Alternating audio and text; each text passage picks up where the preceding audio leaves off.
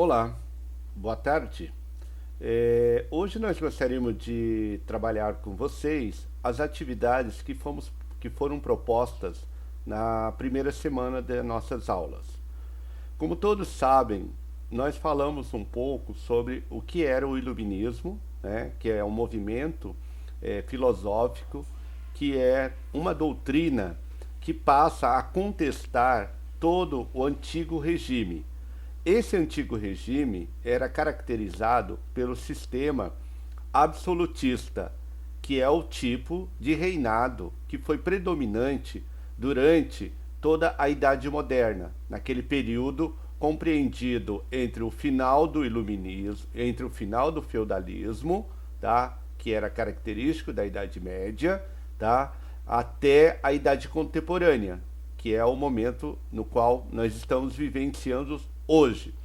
Então, a característica do sistema político vigente durante toda a Idade Moderna se chama absolutismo monárquico, ou seja, o rei tinha predomínio sobre todas as coisas em seu território. Esse sistema, ele era caracterizado também por um sistema mercantilista, tá? Que era uma fase anterior ao capitalismo que nós conhecemos hoje, o capitalismo industrial, o capitalismo financeiro, tá? Então, durante esse período da Idade Moderna, nós vamos verificar diferentes correntes, tá? Correntes de pensamento que vai colocar em xeque, que vai ser contra o poder absolutista dos governantes, tá bom? Então, o governante, nesse período, ele determinava o poder executivo, ele determinava o poder legislativo e, ao mesmo tempo, ele era o poder judiciário, ok? Então, três grandes revoluções vão ocorrer nessa fase, tá? Entre a Idade Moderna e a Idade Contemporânea. Uma primeira delas vai haver o quê? A Revolução Industrial na Inglaterra. O que foi essa Revolução Industrial? Foi uma revolução social, econômica, onde a substituição da produção manufatureira pela produção industrial, ou seja, a produção totalmente baseada na máquina.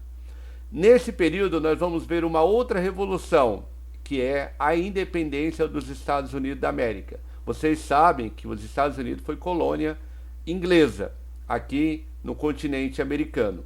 Bem, a independência ela vai traduzir também em experiência e também vai influir na revolução e a independência da América Espanhola, ok? E nesse período também, que vai culminar com a transição da Idade Moderna para a Idade Contemporânea, vai haver a Revolução Francesa, tá bom? É uma revolução política, é uma revolução social, é uma revolução de mentalidades. A partir daí surge o quê? As monarquias constitucionais, ou seja, essa revolução vai colocar abaixo o absolutismo monárquico. Essa revolução, ela parte dos ideais do movimento iluminista, que é um movimento que defendia o uso da razão contra o absolutismo e o mercantilismo. Esse iluminismo é um movimento de característica burguesa, porque com a Revolução Francesa, quem vai tomar o poder na França é a classe burguesa, ou seja, a burguesia, tá bom? Então, iluminismo, que fazia crítica ao antigo regime, e também a partir desse pensamento, que era um pensamento de liberdade econômica, que propunha a não intervenção do Estado na economia, né? O homem passa a ser o centro das atenções, o avanço da ciência e da razão, tá bom? Esse é o predomínio da burguesia e seus ideais.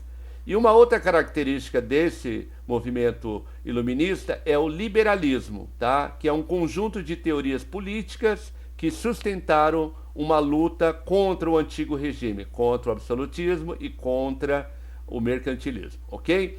Então, nós vamos verificar que esse sentimento de independência chegou até o Brasil. Só que o Brasil, de alguma forma, para conhecer o movimento republicano, ele tem que passar pela experiência monárquica. Então, quem proclamou a independência do Brasil em relação a Portugal foi o seu príncipe herdeiro, o príncipe regente Pedro I. Esse período é conhecido como o Primeiro Reinado, a partir de 7 de setembro de 1822, sendo o imperador Pedro I. Só que em 1831 ele tem que abdicar o trono, ele tem que entregar o trono para um sistema de regências, ou seja, ele teve que assumir o poder em Portugal, já que ele era o príncipe herdeiro do rei Dom João VI. A partir de 1831 até 1840, o período regencial, nós vamos ser governados por tutores, né? Por regentes, ok? Até que em 1840 assume de fato o príncipe herdeiro Dom Pedro II. Mas esse reinado dura apenas 63 anos, tá bom? Com o fim, né, nós vamos ter aí a proclamação da República em 15 de novembro de 1889. A partir de 1889 nós temos o quê? Uma história que começa a ser uma república presidencialista, baseado numa Constituição, baseada na Constituição norte-americana. Essa característica fundamental é a separação dos três poderes, entre legislativo, judiciário e executivo. Então o nosso país hoje ele é tripartite, tá bom? O executivo executa, o judiciário julga e o legislativo promove as leis, ok? As nossas atividades que nós pedimos na última aula era para analisar as duas bandeiras, a bandeira do Império e a bandeira da República. Vocês estão vendo que há uma similaridade. As cores são as mesmas. O brasão é diferenciado. Esse aqui é o brasão. Aqui é outro brasão. Então, esse brasão aqui constitui o quê? A Casa Imperial, né? Dos Braganças, né? Com o brasão da folha de tabaco e a folha do café, tá bom? Eram nossas riquezas da produção brasileira no período.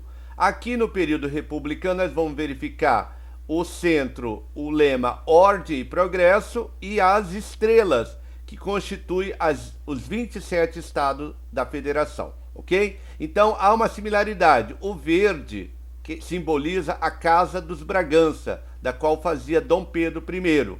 E o amarelo, o ouro, é a Casa do Habsburgo, da qual fazia parte a Imperatriz Leopoldina, ok? Então essa é a diferença e a semelhança, ok? A atividade 2 era para vocês levantarem através da imagem o que representaria aqui o Congresso Nacional, é o poder legislativo. Aqui o Supremo Tribunal Federal é o poder judiciário. E aqui é o Palácio do Planalto, o poder executivo. Então é a tripartição dos poderes no Brasil, configurado aqui nesse patrimônio histórico edificado que é a nossa Brasília, a nossa cidade, o Distrito Federal, capital da República Federativa do Brasil, tá bom? Então quem fez dessa forma acertou. Legislativo, judiciário e executivo. Essa era a nossa aula que nós tínhamos que falar com vocês sobre os exercícios propostos na primeira semana, ok? Muito obrigado então pela atenção de todos.